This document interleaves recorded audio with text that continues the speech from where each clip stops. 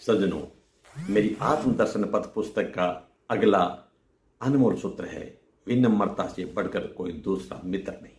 क्योंकि विनम्र जो व्यक्ति है उसके जीवन में दयालुता, क्षमा, परोपकार की भावना, समाज को जोड़ने की प्रवृत्ति और समाज से सीख करके अपना दृष्टिकोण बदल करके अपना परिमार्जन, अपने में सुधार करने की सामर्थ्य उसमें आती है।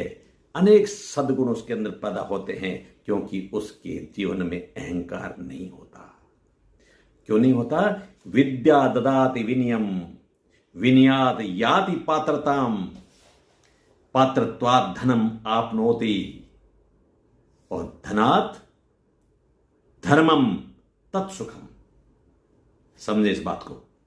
विद्या ददाति विनयम, विद्या से विवेक की जागृति होगी, विवेक से ज्ञान की पराकाष्ठा मिलेगी, उससे विनम्रता आएगी और विनम्रता से उसमें योग्यता यानी पात्रता पैदा होगी और योग्यता से धन और समृद्धि मिलेगी और धन और समृद्धि मिलने से धर्म का संचरण मिलेगा, संचार मिलेगा, सदाचार मिलेगा और सही आचरण मिलने से परम सुख की प्राप्ति होगी यानी संतोष की प्राप्ति होगी और संतोषी सदा सुखी।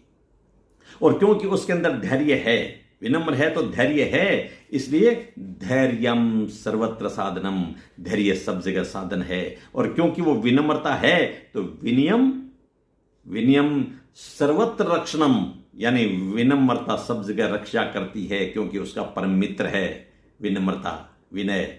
और उसमें ज्ञान भी है, ज्ञान बिना विनम्रता आई नहीं, इसलिए ज्ञानम सर्वत्र पूज्यते, ज्ञान के सब जगह पूजा होती है।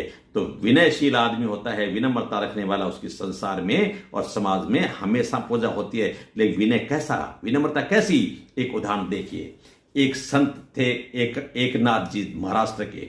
वो गंगा स्नान करके अपने घर जा रहे थे। वो जिस गली से निकल रहे थे तो उस गली के किनारे पे एक विधर्मी का मकान था। ऊपर से उसने ऊपर थूक दिया संत के, तो संत वापस स्नान करके आ गए। फिर थूक दिया, फिर स्नान करने गए, फिर थूक दिया। 100 बार थूका और 100 बार वो स्नान करके आए। विधर्मी नीचे उतरा, आकर के माफी मांगी कि महात्मा जी, मैंने बहुत बड़ी गलती कर दी, कष्ट दिया आपको।